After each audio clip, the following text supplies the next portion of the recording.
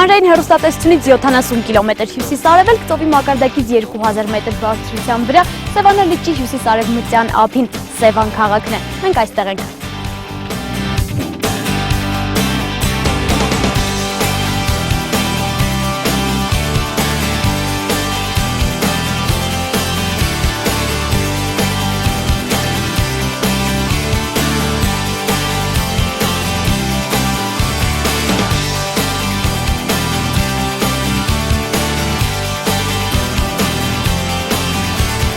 Սևանցիների հիմնական զբաղվածությունը կապված է Սևան լճի հետ։ Ջրային սպորտաձևերն այստեղ շատ տարածված են։ Դրանցից մեկի հետ կծանոթանանք հենց հիմա։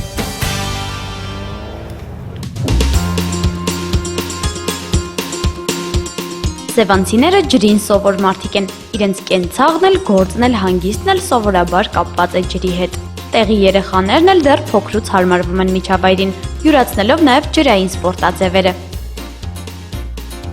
Մինչև առագաստային սպորտին ծանոթանալը որոշեցինք տեսականորեն հասկանալ սպորտն ու նրանից ենթադրվող վտանգները։ Առագաստանավային սպորտը 1976 թվականից կա Հայաստանում։ Ունեցել ենք շատ լավ սպորտսմեններ, շատ լավ սպորտ ենք ունեցել, անգամ ՍՍՄ հավաքականի մեջ ունեցել ենք մեր հայ Սևանի երեխաներից։ Մեր համար այդ ջուր են գնել, նա շուռ գալն է, ամեն ինչն էլ նորմալ է։ Ուժեղ քամիա, ուրեմն շուռ էլ պետք է գան, ջուրն էլ պետք է գնեն, բայց այնպես չի, որ մենք չենք հասնում, մենք շատ արագ ենք հասնում։ Սևանցի Պետրոսն ամենահամարձակ տղաներից է։ Սեփական կամքով իր առագաստանավ վերցրեց սպորտաձևում անփորձ ու չկոփված մի լրագրողի։ Պետրոսյան չենք շուրջ, չէ՞։ Եթե անգամ շրջվի էլ Պետրոսն ինձ կփրկի։ Սա միակ խոստումն է, որ կարող է ինձ տալ։ Ամեն ինչ հեշտ է թվում մինչև այն պահը, երբ գլխիդ ստանում ես առաջին հարվածը։ Առագաստանավ վարելու համար առաջին հերթին պետք է ուշադրություն, իսկ առագաստի ամեն հարվածից ասում են ավելի լավ ես վարում։ Դուրս ես գալում դուրս, ամենակարևորը քեզ պետք է խելքետի ամենակարևորն է, դու կա չերպա, որպեսի որ դու լսի մեջը սուզու թապ ես մեջի ջուրը։ Որ մեջից բան չպակասի, ջարդած բան չլնի, ընք թելերը չլնի պակաս։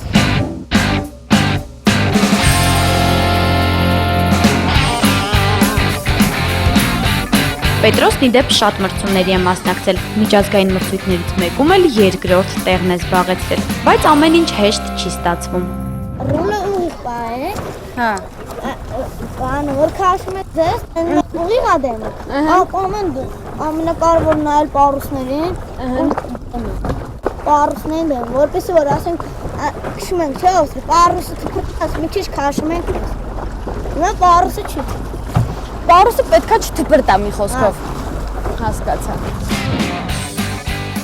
Չնայած որ մեր տեսած բոլոր վարորդները տղաներ էին, բայց աղջիկներին այս սպորտաձևը հակացուցված չէ։ Միայն թե տարիքային սահմանափակում կա, որից կախված էլ որոշում են նավակի չափն ու մրցումային կարգը։ Լավ շոֆեր լինելու համար պետք է որ ասենք լինել խելացի, լսող, ուղեղը մարդ։ Դե մի այսքանից մեջը ոչ մեկ լավ շոֆեր չեն։ Այսքան վաղ դել է լավ շոֆեր, ես տեսեմ ընկեր Ատոփյանին, Վաղոձյանին ու բանը։ Եկել Հայկ աղբորը, այդ իրեքս Ոնց, դա ես։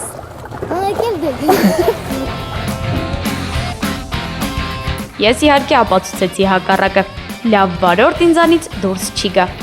Առաջին 2 րոպեից հետո ղեկը հանձնեցի Պետրոսին և գոնե անվտանգ վերադարձա ափ։